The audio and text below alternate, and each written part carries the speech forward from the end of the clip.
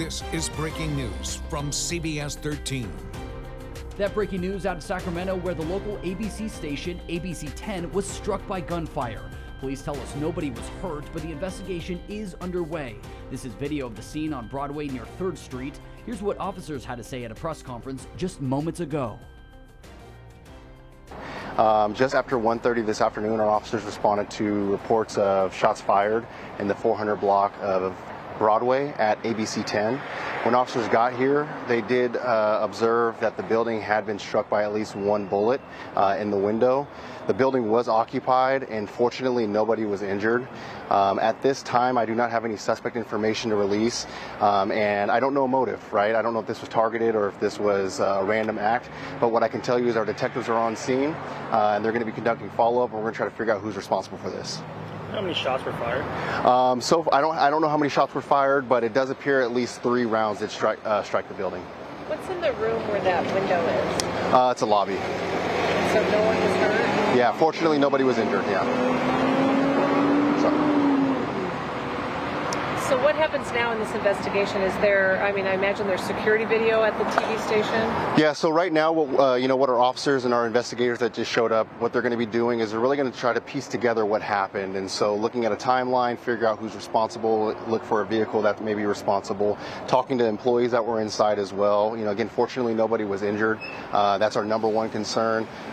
We've been in contact with the management over there. My team and I got here pretty early just to check on them, make sure they were good. And really that's where it is right now.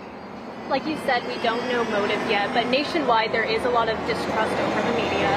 Would you say this parallels any trends you've seen in the Sacramento area in the past 5 years, let's say? Well, fortunately we haven't had a lot of attacks on our media partners, and we like to keep it that way. This is unacceptable behavior, and so, to those that may have been responsible for this, and I hope you see this, we're not going to stop looking for you. This is unacceptable behavior. It's not going to be tolerated in Sacramento. Probably don't know, but any idea if this is related to the protesters that were here the last couple of days? Yeah, it's just too preliminary for me to tell. I don't know who the suspect is or who they are, and so I just don't have a motive at this time. Was a protest going on today? I did hear some mention that there might have been some protesters out this morning. I just can't confirm that. I wasn't out here. But not at the same time as the shooting. That's correct. Were there any shells recovered? I don't have that information to release at this time. And kind of going off of that, just what we've seen in other shootings, any messages on those shell casings or anything? I don't know of any shell casings that have been recovered, so therefore I don't know if there's been any messages or anything like that.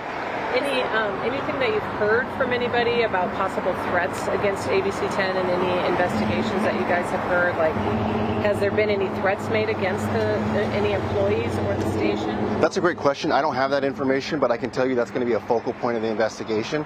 As our detectives go in there, they speak to the employees, try to figure out has there been any threats, and that'll obviously give us maybe some information if there have been. But that's something that our detectives are going to be doing. They're very diligent in what they do.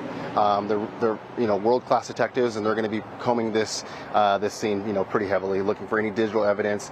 And really, my message out to everybody out here too is if you saw something, if you heard something, maybe right around that same time, right around the 1:30 hour, maybe even if you hear something after the fact, to please contact us. You can remain anonymous.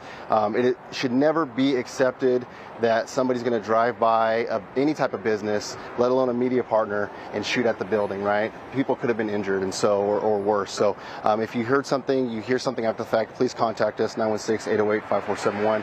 You can also remain anonymous by going through our P3 Tips app, Crime Stoppers. Did you say it was a drive-by shooting? No, I said a car drove by. I don't know. Again, I don't know what the motive is. Right now, preliminarily, it does appear that a vehicle did drive by. Shots were fired and the vehicle took off. Kind of racing at 1:30 in the afternoon on Broadway. Yeah, absolutely. Moving forward, is there any ongoing threat to employees or people in this area? I don't know of any ongoing threat, but that's something that our detectives are going to be, looking and combing through. Again, speaking to the employees, see is there something that, we don't want to miss anything. So. Could you one more, and then we got to get him back to. Okay, could you clarify again? Do we call this a drive-by shooting, or did the shots occur? Can you just clarify? Yeah. So you could, I guess you could classify this as a drive-by shooting. We just don't understand the motive. What I can tell you is a vehicle did drive by, some shots were fired, and the vehicle took off. So I don't have any vehicle description to release at this time, but I can guarantee you we're going to figure out at least a vehicle description and try to figure out who was responsible for this. And will you be providing security for the station and the employees in the days to come? That's something that our management team is going to be talking with them. I just don't have that information at this time. Thank you guys. Yeah, appreciate it, guys. Thank you.